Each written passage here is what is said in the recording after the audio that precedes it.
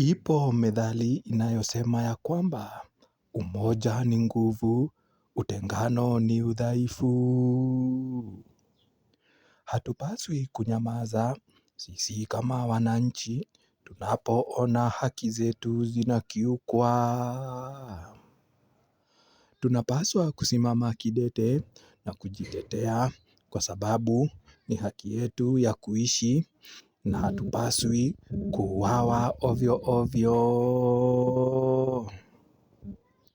Ufichuzi unapojitokeza, tunafaa kusimama imara na kusema lazima ufichuzi huo uonyeshwe kwa sababu sisi ni kitu kimoja na tunataka yaliyofichwa yakapate kufichuka. Pongezi BBC kwa kufichua maovu ambayo yamekuwa yakitendeka, hasa umwagikaji wa damu ambayo kamwe haina hatia. Tunatoa wito kwa serikali ya kwamba ianze kuheshimu haki za binadamu kwa sababu kufanya hivyo itakuwa imekubaliana na methali inayosema ya kwamba heshima si utumwa.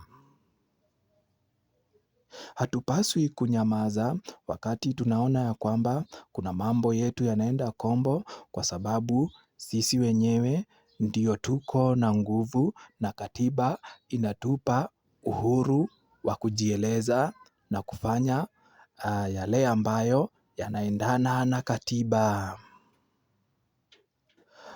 Hivyo tunasema nini? Tunasema ya kwamba hatutaki kusikia ya kwamba Wakenya wameporwa na makampuni ambayo yanaanzishwa kichini chini kukiwa na kusudi la kupora na kuiba na kudhalilisha Wakenya. Ni jambo la kukereketa maini hasa tunapoona ya kwamba idara za serikali zikihusika moja kwa moja kwa kufanya kitu kinaitwa wizi wa mali ya umma kwa kujificha ati wanatafutia watu kazi. Jambo hili linapaswa kukashifiwa kwa sababu linaonyesha umero na ulafi na ufisadi uliokithiri hapa nchini, na hilo ni sisi tunaopaswa kulikomesha.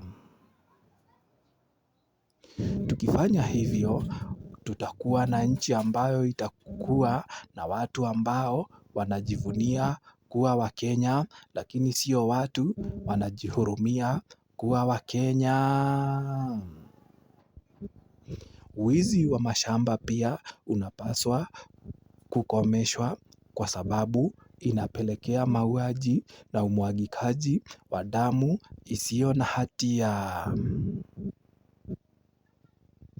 Maoni yetu ni kwamba tunapopokonywa mashamba yetu kwa nguvu, hatuulizwi idhini ama hatuulizwi ruhusa, na ndio maana upinzani unajitokeza.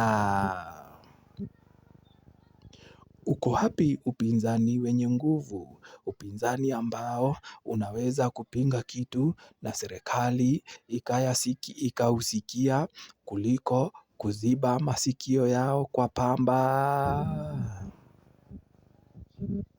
Tunasema hivi, ikiwa serikali inaweza husika katika kupora mali ya umma na kuyaficha nchi za nje, basi hili sio swala linalostahili kushabikiwa. Ikiwa wanahabari wanaweza kunyamazishwa, hili jambo si la kupigiwa makofi kwa sababu inaonyesha jinsi demokrasia inazidi kuzorota hapa nchini Kenya. Pia tunawapa mkono wa tahania wote ambao huhusika na kufichua maswala mbalimbali, mfano yaliyotendeka Juni 25. Hata kama shinikizo zipo, hatufai kufa moyo, kwa sababu ni heri kufa macho kuliko kufa moyo.